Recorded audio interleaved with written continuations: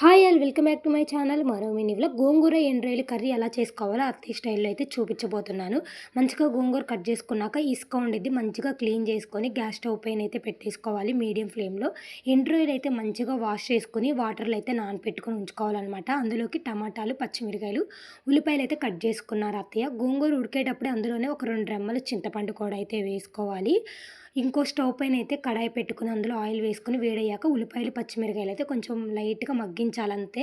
మనం క్లీన్ చేసి పెట్టుకున్న ఎండు ఉన్నాయి కదా! అవైతే వేసుకొని వేయించుకోవాలనమాట ఆయిల్‌లో అయితే. ఇంకో స్టవ్ పైన అయితే గోంగూర కుక్ అవుతుంది కదా! అందులోనే కొంచెం కారం కూడా వేసుకోవాలి గోంగూరకి సరిపడా.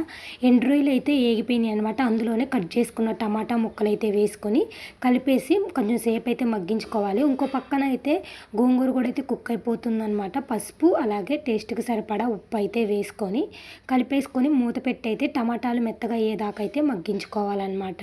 టమాటాలు మగ్గిపోయాక కారం అయితే వేసుకోవాలి టేస్ట్‌కి సరిపడా. ఆల్రెడీ గోంగూరలో కూడా వేసాము. చూసుకొని వేసుకోండి. గోంగూరలో కొంచెం నీరుండిద్ది కదా! ఆ నీరైతే ఎన్ని రోజులైతే వేశారు. ఇంకా నీళ్ళైతే వేయనవసరం లేదు. ఇంకా కొంచెం టేస్ట్‌కి సరిపడా గోంగూరకి సాల్ట్ అయితే వేసుకొని మెదిగిచ్చేసి అత్తయ్య ఎండ్రాయిలయితే వేసి కలిపేశారనమాట. అంతే గోంగూర ఎండ్రాయిలయితే సింపుల్‌గా అయిపోద్ది. ఒకసారి మీరు కూడా ఇలా ట్రై చేసి ఎలా వచ్చిందో కామెంట్ చేయండి. నచ్చితే లైక్, సబ్స్క్రైబ్. బాయ్.